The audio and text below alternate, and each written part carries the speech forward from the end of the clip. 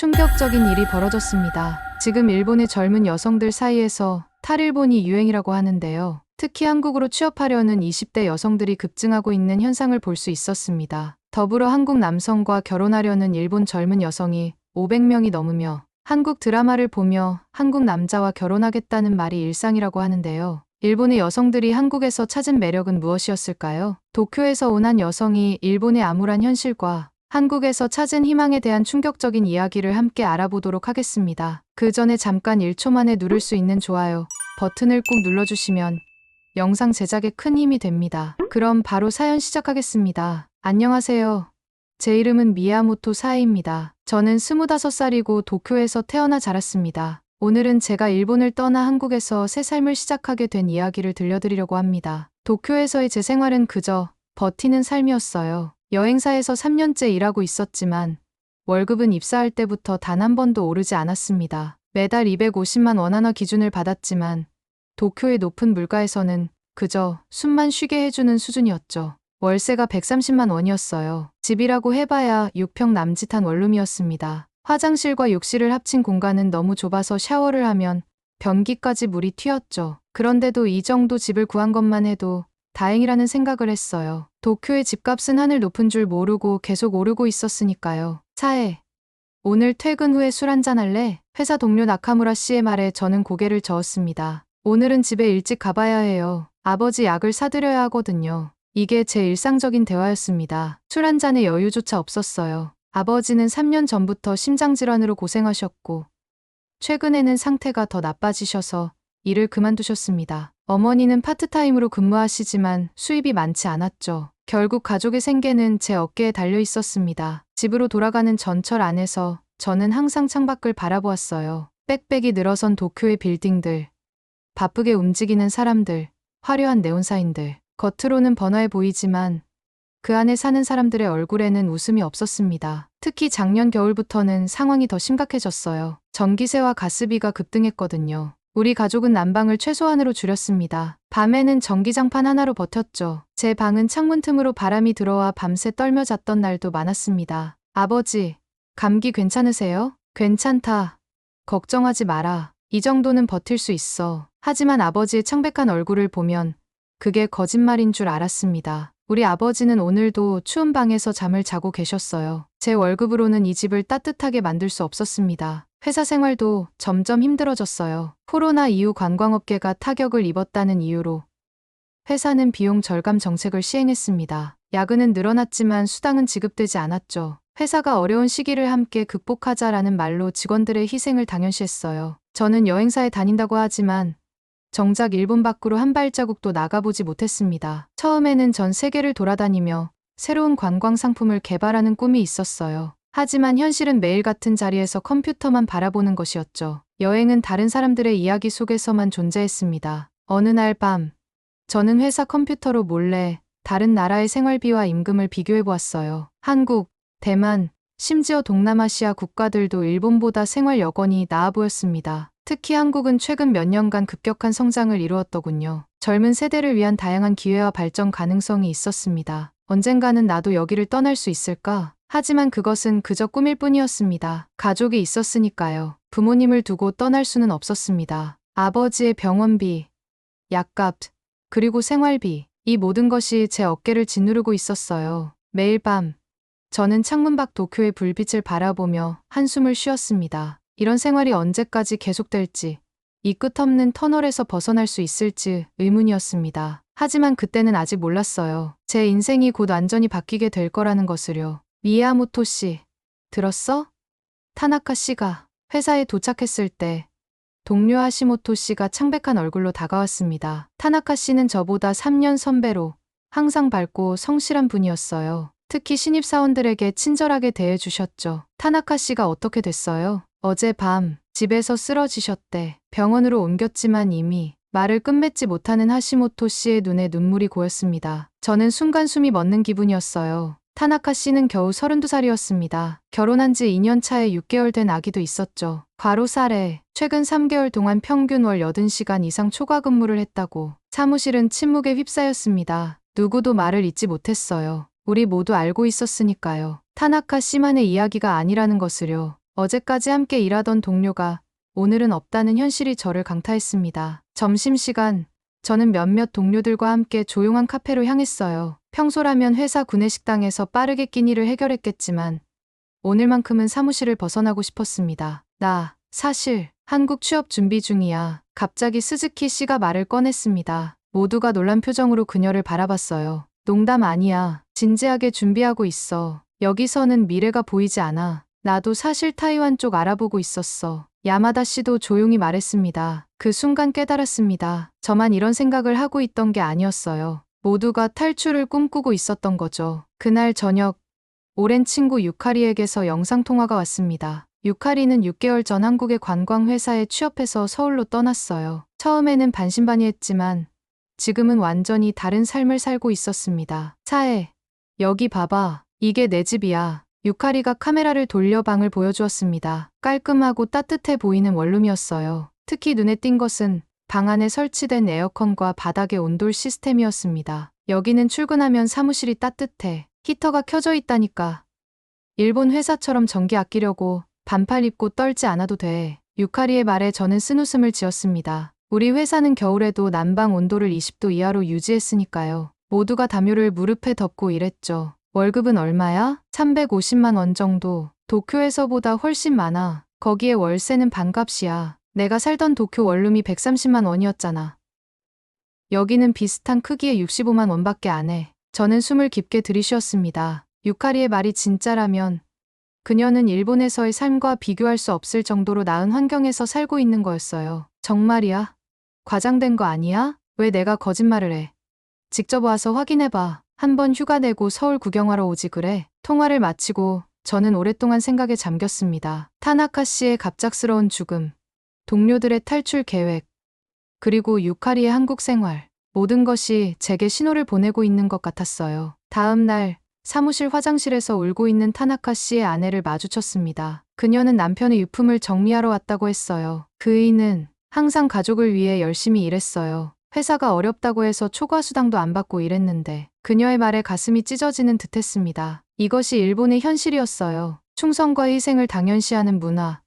그리고 그 끝에는 무엇이 기다리고 있는지. 그날 밤 저는 처음으로 한국 취업에 관한 정보를 진지하게 찾아보기 시작했습니다. 유카리만의 특별한 경우가 아니었어요. 많은 일본 젊은이들, 특히 여성들이 한국으로 건너가고 있었습니다. 일본의 경직된 직장 문화와 경제적 어려움을 벗어나기 위해서였죠. 더 이상 버틸 수 없다. 침대에 누워 천장을 바라보며 저는 결심했습니다. 이대로는 타나카 씨처럼 될 수도 있다는 두려움이 엄습했어요. 아니, 어쩌면 그보다 더 나쁜 상황이 될 수도 있겠죠. 가족을 부양하면서 나 자신의 삶은 영원히 포기해야 할지도 모릅니다. 다음 날, 저는 회사 복도에서 우연히 사장님과 마주쳤습니다. 타나카 씨의 빈자리를 채울 새로운 직원을 빨리 뽑아야 한다는 대화가 들려왔어요. 그들에게 타나카 씨는 이미 대체 가능한 부품 중 하나였던 겁니다. 그 순간, 제 마음속에 있던 마지막 망설임마저 사라졌습니다. 일본에서의 삶에 더 이상 희망은 없었어요. 변화가 필요했습니다. 그리고 그 변화는 제가 직접 만들어야 했죠. 집으로 돌아온 저는 바로 컴퓨터를 켰습니다. 이번에는 그저 막연한 꿈이 아닌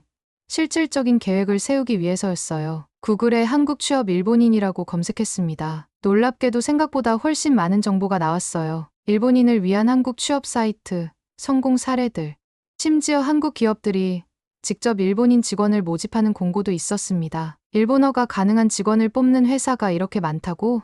한국의 많은 기업들이 일본 시장 확장을 목표로 일본어 능통자를 찾고 있었어요. 특히 관광, 화장품, 패션, IT 분야에서 수요가 많았습니다. 제 전문 분야인 여행업계도 포함되어 있었죠. 몇 시간 동안 정보를 수집한 후 저는 몇 가지 현실적인 문제에 직면했습니다. 첫째, 한국어 실력이 부족했어요. 물론 취미로 K-드라마를 보며 간단한 표현들은 알고 있었지만 업무에 필요한 수준은 아니었죠. 둘째, 비자 문제가 있었습니다. 셋째, 가장 큰 문제는 가족이었어요. 다음 날 아침, 저는 용기를 내어 부모님께 이야기를 꺼냈습니다. 저 한국 취업을 생각하고 있어요. 순간 식탁에 침묵이 내려앉았어요. 어머니는 놀란 표정이었고 아버지는 수저를 내려놓으셨습니다. 무슨 말도 안 되는 소리냐? 아버지의 목소리는 평소보다 높았어요. 일본을 떠나겠다는 거냐? 내가 지금 가족을 버리겠다는 거냐? 아니에요.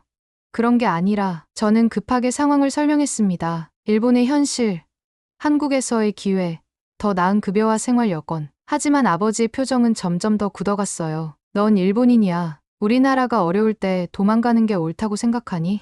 아버지의 말에 가슴이 아팠습니다. 저는 정말 도망치려는 걸까요? 그날 밤, 저는 잠을 이루지 못했어요. 아버지의 말씀이 계속 귓가에 맴돌았습니다. 다음 날, 저는 결국 한국어 학원에 등록했어요. 퇴근 후와 주말에 수업을 듣기로 했습니다. 학원비는 제 용돈을 아껴 마련했어요. 아직 부모님을 설득하지 못했지만, 일단 준비는 시작해야 했습니다. 한국어 공부를 시작하고, 2주 후, 유카리가 한국의 여행사에서 일본인 직원을 구한다는 소식을 전해왔어요. 서울 소재의 여행사에서 일본 관광객을 위한 상품을 개발하는 포지션이었습니다. 내가 지금 준비하면 딱 좋을 것 같아. 3개월 후에 면접을 본대. 그때까지 한국어 기초만 잡아도 충분할 거야. 저는 고민했습니다. 3개월. 그 정도면 정말 가능할까요?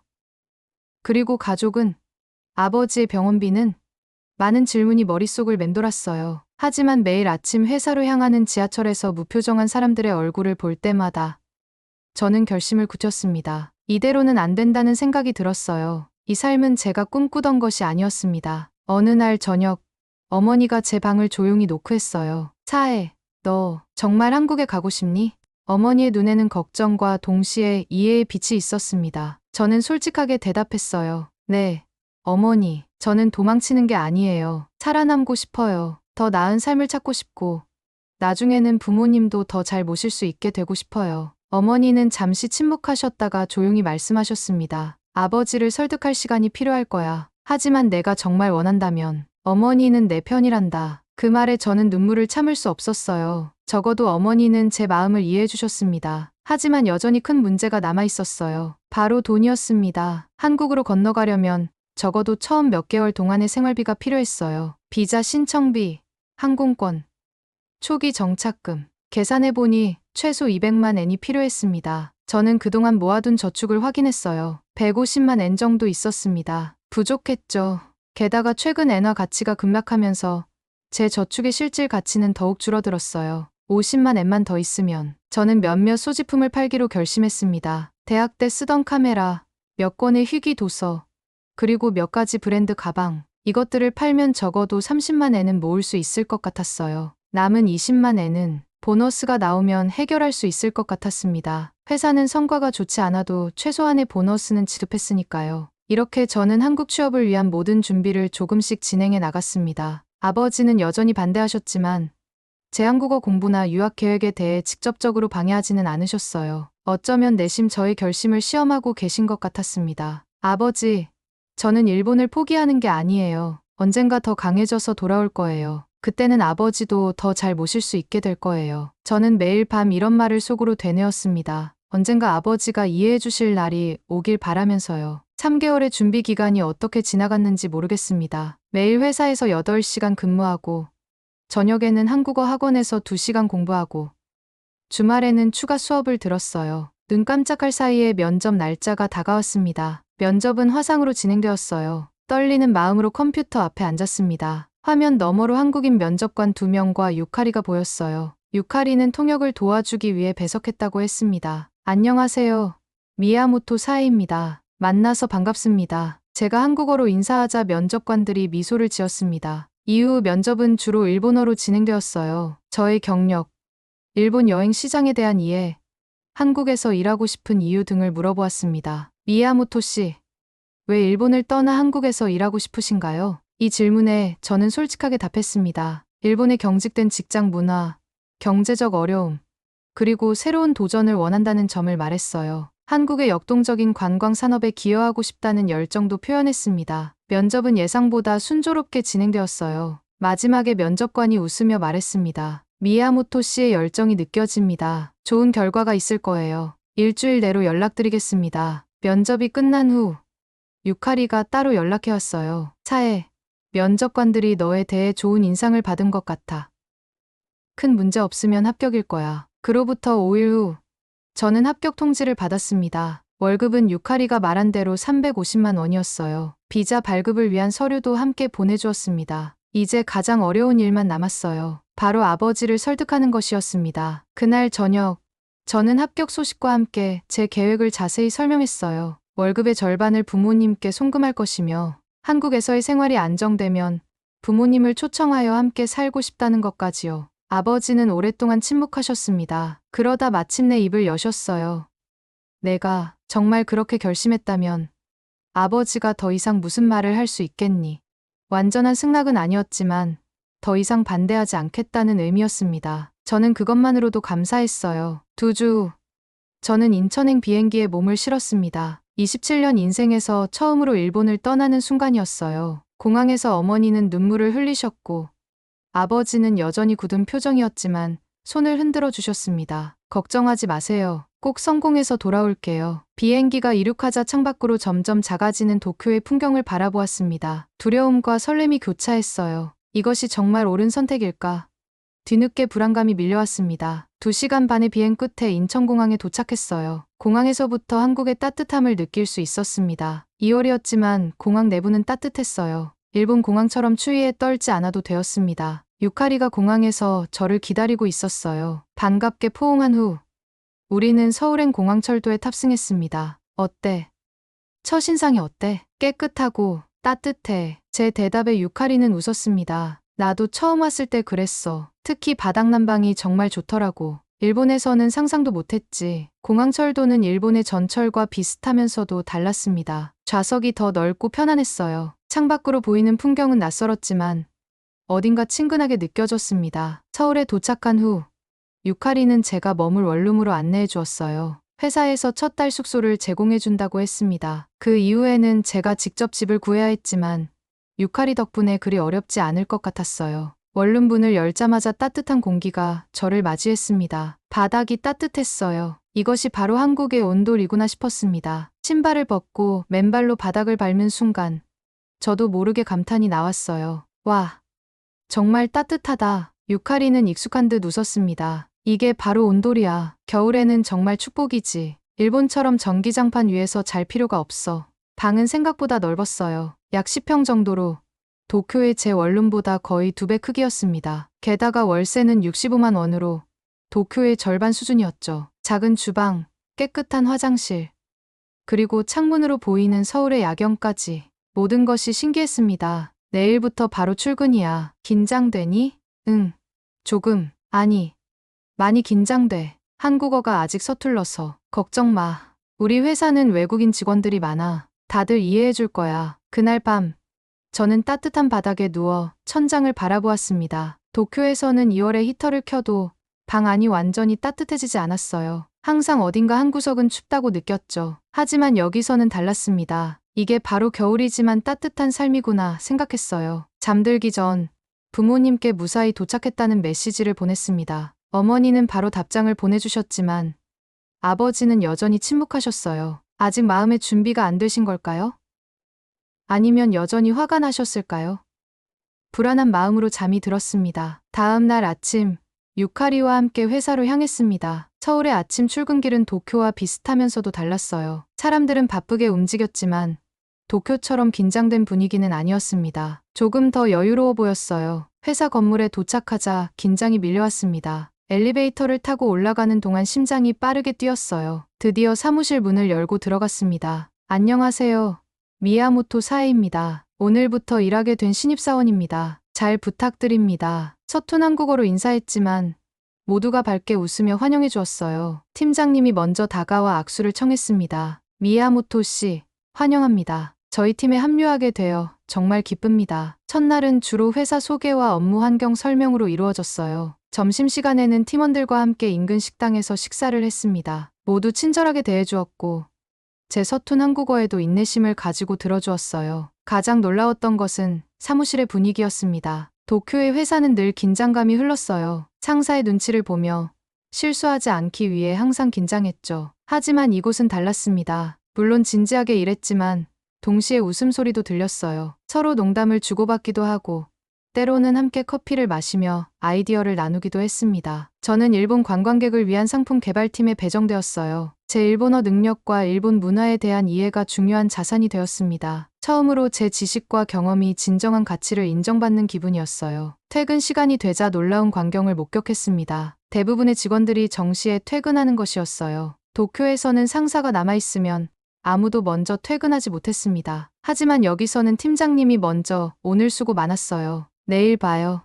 라고 인사하며 퇴근을 독려했어요. 유카리와 함께 사무실을 나서며 물었습니다. 여기는 항상 이렇게 정시 퇴근해? 대부분 그래. 물론 바쁠 때는 야근도 해. 하지만 일본처럼 그냥 남아있기만 하는 건 없어. 일이 있으면 야근하고 없으면 집에 가는 거지. 그날 밤 저는 처음으로 한국에서의 하루를 마치며 일기를 썼습니다. 오늘은 정말 특별한 날이었다. 새로운 시작, 새로운 희망을 느꼈다. 여기서는 모든 것이 다르게 느껴진다. 더 밝고, 더 따뜻하고, 더 희망적이다. 창밖으로 서울의 밤 풍경을 바라보며 처음으로 제가 올바른 선택을 했다는 확신이 들었습니다. 도쿄에서의 끝없는 한숨과 절망감 대신 이곳에서는 새로운 가능성이 보였어요. 이제야 비로소 숨을 쉴 수 있는 것 같았습니다. 한국 회사에서의 첫 주는 신선한 충격의 연속이었습니다. 가장 놀라웠던 것은 회의 문화였어요. 일본에서는 회의가 주로 상사의 일방적인 지시를 듣는 자리였습니다. 하지만 여기서는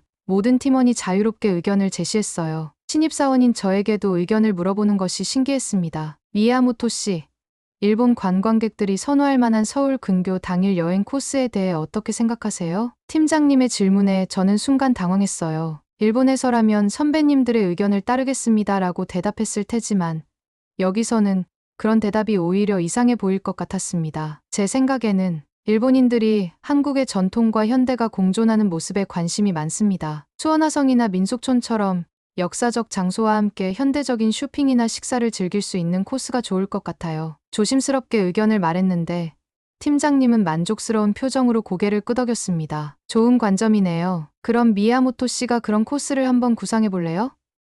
다음 주 회의 때 발표해 주세요. 순간 숨이 막혔습니다. 입사 일주일 만에 프로젝트를 맡긴다고요?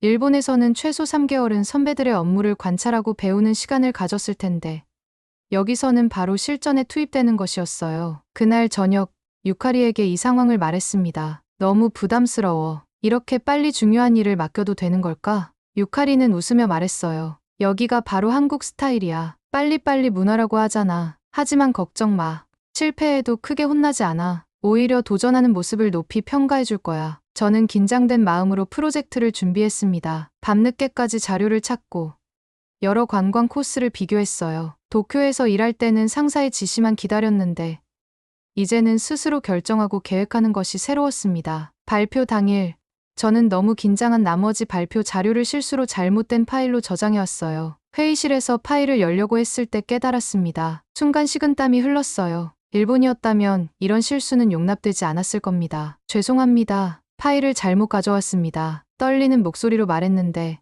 예상과 달리 팀장님은 부드럽게 웃었습니다. 괜찮아요. 누구나 실수할 수 있죠. 구두로 간략하게 설명해 보세요. 저는 준비했던 내용을 최대한 기억해 설명했습니다. 놀랍게도 팀원들은 집중해서 들어주었고 중간중간 좋은 아이디어라며 긍정적인 반응을 보여주었어요. 심지어 제 서툰 한국어에 웃음이 나오기도 했지만 그것은 비웃음이 아닌 친근함의 표현이었습니다. 회의가 끝나고 팀장님이 저를 따로 불렀어요. 이제 혼이 나겠구나 하고 생각했는데 오히려 칭찬을 들었습니다. 준비한 파일을 못 가져왔는데도 침착하게 대처한 모습이 인상적이었어요. 그리고 아이디어도 신선했어요. 다음에는 더 잘할 수 있을 거예요. 저는 어안이 벙벙했습니다. 실수에 대한 질책 대신 격려를 받다니요. 이것이 한국의 직장 문화인가요? 더 놀라웠던 것은 그날 점심시간이었어요. 팀원 한 명이 다가와 말을 걸었습니다. 미야모토 씨, 처음 발표하느라 많이 긴장했죠?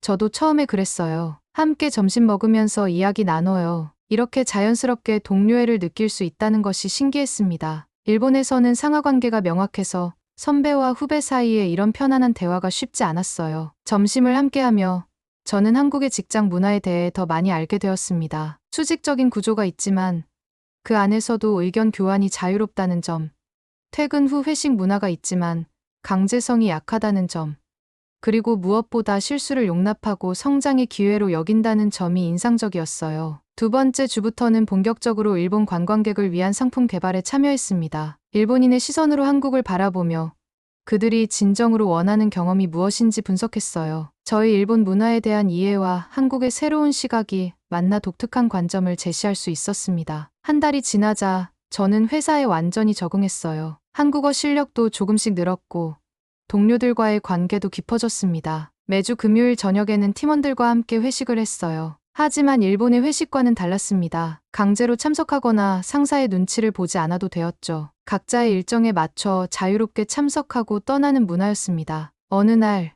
저는 큰 프로젝트를 맡게 되었어요. 일본 최대 여행사와의 협업 프로젝트였습니다. 저의 일본어 능력과 일본 문화에 대한 이해가 중요한 자산이 되었어요. 팀장님은 저를 프로젝트 부책임자로 임명했습니다. 미야모토 씨, 이번 프로젝트는 당신이 주도적으로 진행해 주세요. 일본 시장을 가장 잘 아는 사람이니까요. 처음에는 두려웠지만 동료들의 지원과 팀장님의 믿음 덕분에 자신감을 얻었습니다. 일본 여행사와의 화상회의에서는 제가 주도적으로 대화를 이끌었어요. 일본어로 자연스럽게 소통하며 한국의 새로운 관광 상품을 설명했습니다. 회의가 성공적으로 끝난 후 팀장님이 저를 불렀어요. 정말 잘했어요. 미야모토 씨가 있어서 우리 팀이 더 강해졌어요. 그 말을 들은 순간 제 눈에 눈물이 고였습니다. 도쿄에서는 단 한 번도 들어보지 못한 말이었으니까요. 그저 당연한 일을 했다거나 더 노력해야 한다는 말만 들었지.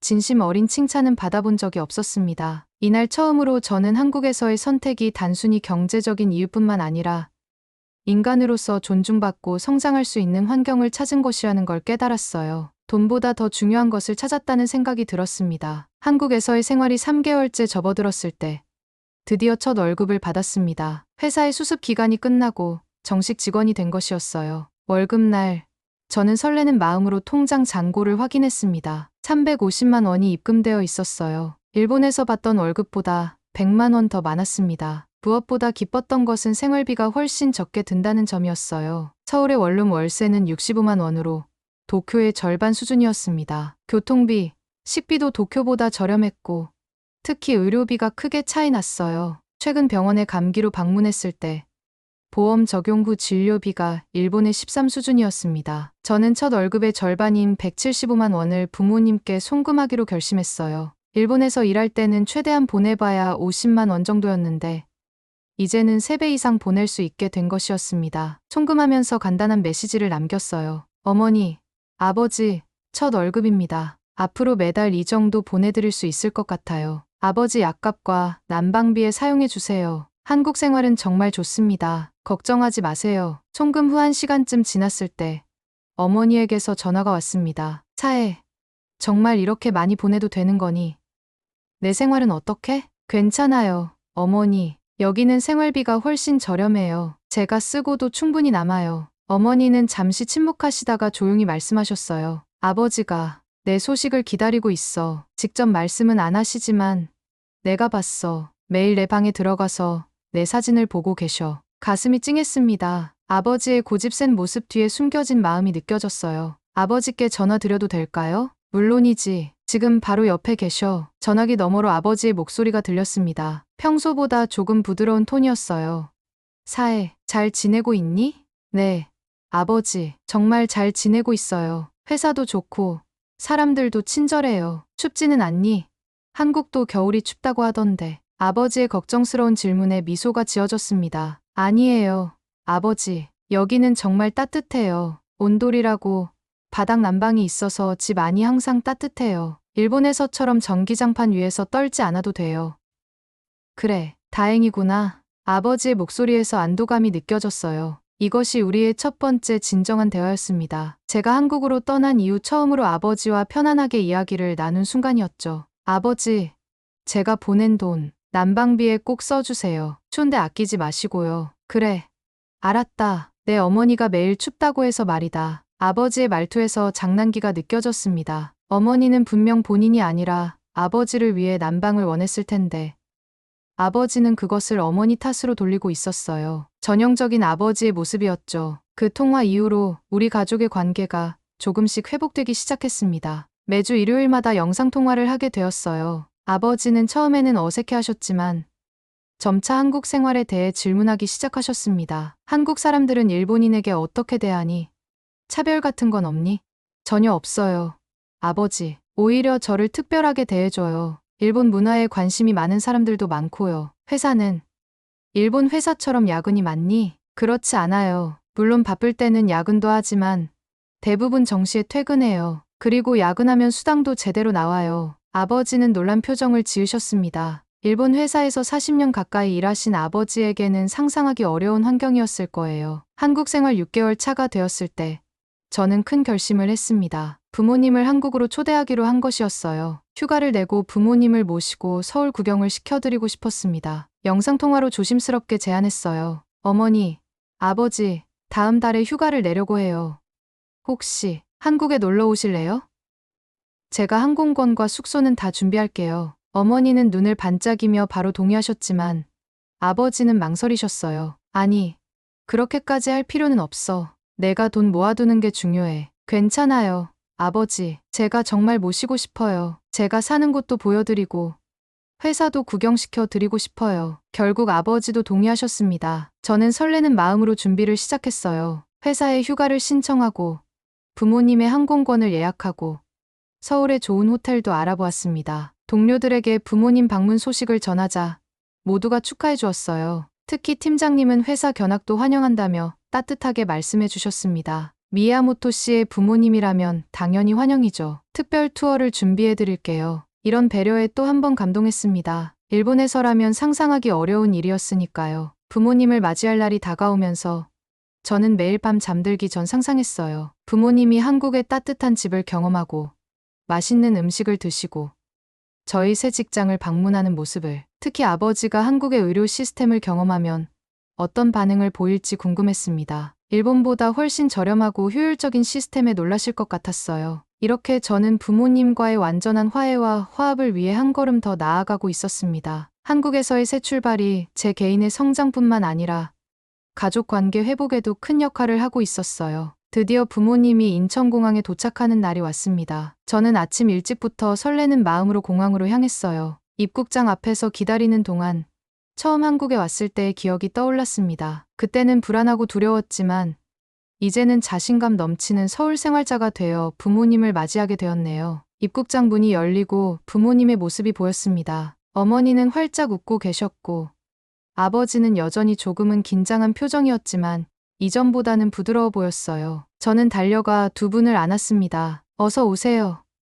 잘 오셨어요. 어머니는 눈물을 글썽이며 저를 꼭 안아주셨고 아버지는 어색하게 웃으며 제 어깨를 두드리셨습니다. 많이 변했구나. 더 건강해 보인다. 아버지의 말에 저는 웃었습니다. 실제로 한국에 와서 규칙적인 생활과 스트레스 감소로 체중이 조금 늘었거든요. 도쿄에서는 항상 야근과 스트레스로 끼니를 제대로 챙기지 못했지만 여기서는 달랐습니다. 공항에서 나와 공항철도를 타고 서울로 향했습니다. 부모님은 창밖의 풍경을 신기한 듯 바라보셨어요. 한국의 첫인상에 대해 물었더니 어머니가 대답하셨습니다. 생각보다 깨끗하고 현대적이구나. 일본과 비슷하면서도 뭔가 더 활기차 보여. 서울에 도착한 후 저는 부모님을 명동 근처의 호텔로 안내했습니다. 꽤 좋은 호텔이었지만 도쿄의 비슷한 급 호텔보다 훨씬 저렴했어요. 특히 방이 넓고 시설이 최신식인 것에 부모님이 놀라셨습니다. 호텔에 짐을 풀고 잠시 쉰 후 저는 부모님을 제 원룸으로 안내했어요. 비록 작은 공간이지만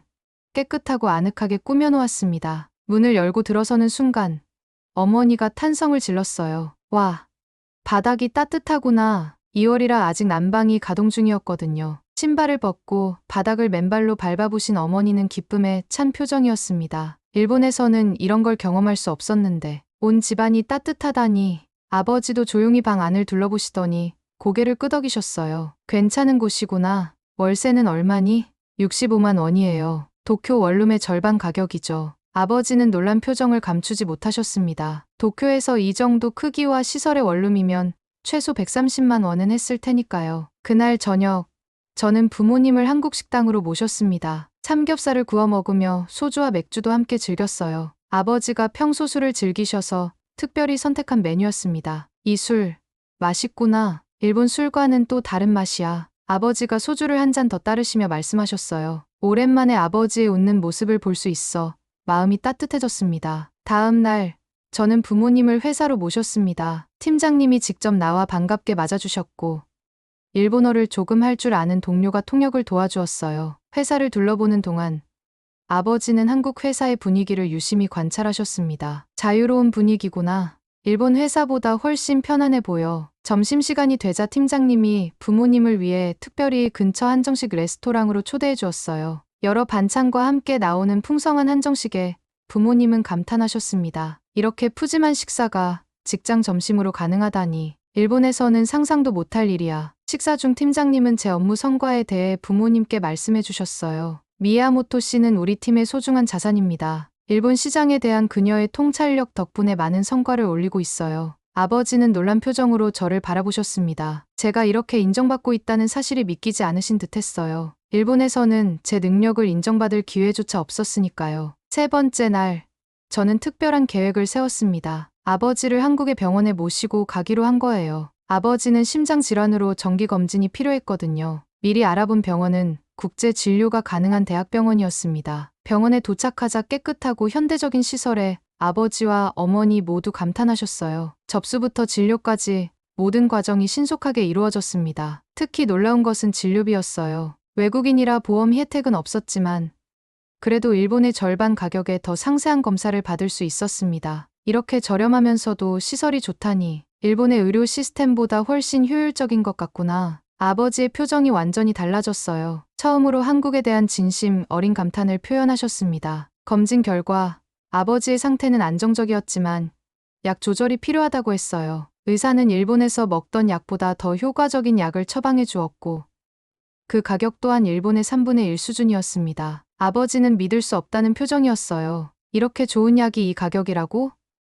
일본에서는 3배는 더 비쌌을 텐데. 그날 저녁, 저는 회사 동료들을 초대해 부모님과 함께하는 작은 모임을 마련했습니다. 팀장님과 가까운 동료 몇 명이 참석했어요. 한국식 치맥치킨과 맥주를 즐기며 편안한 대화를 나누었습니다. 놀랍게도 아버지는 술을 마시며 점점 마음을 열기 시작하셨어요. 일본에서의 직장 생활, 경제적 어려움, 그리고 제가 한국에 오겠다고 했을 때의 심정까지 솔직하게 이야기하셨습니다. 처음에는 딸이 일본을 버리고 떠난다고 생각해서 화가 났었어요. 하지만 이제 보니 차에는 옳은 선택을 한 것 같네요. 아버지의 말에 모두가 감동했습니다. 팀장님은 아버지의 어깨를 두드리며 말씀하셨어요. 미야모토 씨의 아버님, 걱정 마세요. 우리가 사에 씨를 가족처럼 챙기고 있습니다. 그리고 앞으로도 그럴 겁니다. 평생 감정을 잘 드러내지 않으셨던 아버지가 눈물을 보이는 모습은 처음이었습니다. 고맙습니다. 정말 고맙습니다. 제 딸을 잘 부탁드립니다. 그날 밤 호텔로 돌아가는 길에 아버지가 조용히 말씀하셨어요. 차에, 내가 한국에 온 거 정말 잘한 선택이었구나. 아버지가 너무 고집을 부렸어. 미안하다. 저는 아버지의 손을 꼭 잡았습니다. 더 이상 말이 필요 없었어요. 우리의 마음은 이미 통했으니까요. 부모님의 일주일 방문은 순식간에 지나갔습니다. 마지막 날, 인천공항에서 헤어질 때 어머니는 저를 꼭 안아주셨어요. 차에, 정말 잘 지내고 있구나. 엄마는 내가 자랑스러워. 아버지도 평소와 달리 저를 꼭 안아주셨습니다. 건강하게 지내라. 우리도 자주 연락할게. 비행기에 오르기 전 아버지가 마지막으로 한 말이 지금도 기억에 남습니다. 차에, 내가 보여준 용기. 아버지도 본받아야겠구나. 그 말에 제 눈에서 눈물이 흘렀습니다. 드디어 아버지가 저를 인정해주신 순간이었어요. 부모님이 일본으로 돌아간 후 저는 더욱 열정적으로 일에 몰두했습니다. 한국에서의 생활이 이제는 완전히 자리를 잡았고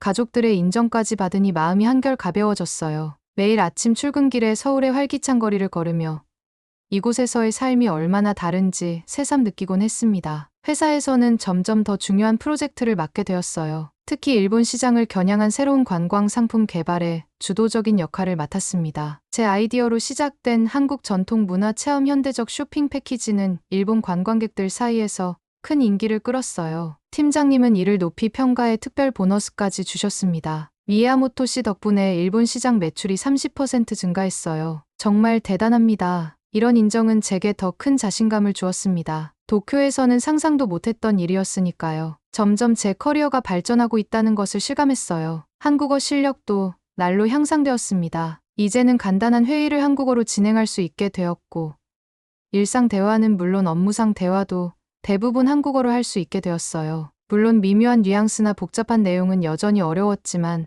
동료들은 제 노력을 항상 칭찬해 주었습니다. 한국 생활 1년이 되던 날 회사에서 작은 축하 파티를 열어주었어요. 케이크와 샴페인으로 제 한국 생활 1주년을 축하해준 것입니다. 이런 세심한 배려가 저를 얼마나 감동시켰는지 모릅니다. 여러분, 정말 감사합니다. 1년 전 불안한 마음으로 한국에 왔을 때는 이렇게 행복한 시간을 보내게 될 줄 몰랐어요. 제 진심 어린 말에 동료들은 따뜻한 박수로 화답해 주었습니다. 일본에 계신 부모님과의 관계도 이전보다 훨씬 가까워졌어요. 매주 영상통화를 하며 서로의 일상을 공유했고 매달 생활비를 송금했습니다. 어머니의 말씀으로는 아버지의 건강이 많이 좋아지셨다고 해요. 한국에서 처방받은 약을 계속 복용하시면서 상태가 호전되었다고 했습니다. 아버지가 요즘은 매일 산책도 나가시고 친구들도 만나러 다니셔 예전같이 집에만 계시지 않아. 어머니의 말에 저는 안도했습니다. 제가 보내는 생활비 덕분에 경제적 부담이 줄어 부모님의 삶의 질이 높아진 것 같았어요. 흥미로운 것은 일본에 있는 제 친구들이 하나둘씩 한국 취업에 관심을 갖기 시작했다는 점이었습니다. 도쿄의 전 직장 동료인 하시모토 씨가 이메일을 보내왔어요. 사해, 정말 잘 지내고 있니? 너의 SNS 사진들을 보면 정말 행복해 보여. 나도 한국 취업을 알아보고 있어. 혹시 조언해 줄 수 있을까? 저는 기꺼이 제 경험과 노하우를 공유했습니다. 어떤 준비가 필요한지, 어떤 분야에서 일본인 인력을 찾고 있는지, 비자 문제는 어떻게 해결하는지 상세히 알려주었어요. 한 달 후, 하시모토 씨도 서울의 IT 회사에 취업이 확정되었다는 기쁜 소식을 들었습니다. 이렇게 하나둘씩 지인들이 한국으로 오면서 자연스럽게 일본인 커뮤니티가 형성되었어요. 주말마다 모여 서로의 경험을 나누고 한국 생활의 팁을 공유하는 시간을 가졌습니다. 모두가 비슷한 이유로 일본을 떠났고 한국에서 새로운 희망을 찾고 있었죠. 일본에서는 평생 저축해도 집 한 채 사기 어려웠는데 여기서는 몇 년만 모으면 가능할 것 같아. 나는 퇴근 후에 취미 생활을 할 수 있다는 게 제일 좋아.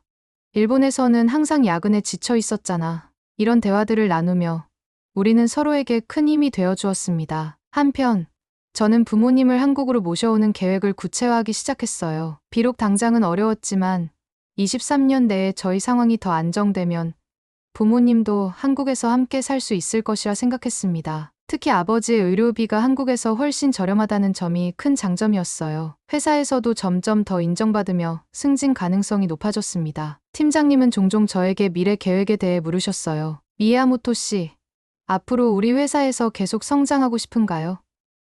내년에 팀 구조를 개편할 예정인데 당신에게 부팀장 역할을 맡기고 싶어요. 이런 제안은 제게 큰 동기부여가 되었습니다. 한국에서의 커리어가 더욱 발전할 수 있다는 확신이 들었어요. 가끔은 도쿄에서의 삶을 떠올릴 때도 있습니다. 좁은 원룸에서 전기장판 하나로 추위를 견디던 날들, 야근 후 지친 몸으로 집에 돌아오던 순간들, 끝없는 경제적 불안감, 그때와 지금을 비교하면 정말 많은 것이 변했습니다. 이제 저는 따뜻한 집에서 편안하게 잠들 수 있게 되었고 정시에 퇴근해 취미 생활을 즐길 여유도 생겼습니다. 무엇보다 미래에 대한 희망이 생겼어요. 더 이상 버티는 삶이 아닌 성장하는 삶을 살게 된 것입니다. 어느 날 저녁 한강공원에 앉아 서울의 야경을 바라보며 생각했습니다. 이곳이 내가 꿈꾸던 곳이었구나. 비록 일본을 떠나는 것은 쉬운 결정이 아니었지만 그것은 제 인생에서 가장 용기 있는 선택이었습니다. 그리고 그 선택이 저와 가족 모두에게 새로운 희망을 가져다 주었어요. 이제 저는 자신 있게 말할 수 있습니다. 이제야 진짜 따뜻한 삶을 살고 있다고요. 그것은 단순히 온돌 바닥의 따뜻함이 아니라 마음속에서 느껴지는 진정한 따뜻함입니다. 여러분, 오늘 제 이야기가 어떠셨나요? 일본의 현실을 떠나 한국에서 새로운 희망을 찾은 한 여성의 이야기가 여러분에게 조금이라도 영감이 되었으면 좋겠습니다. 제 이야기가 마음에 드셨다면 좋아요와 구독 부탁드립니다. 그리고 여러분의 생각이나 경험도 댓글로 남겨주세요. 다음 이야기에서 또 만나요.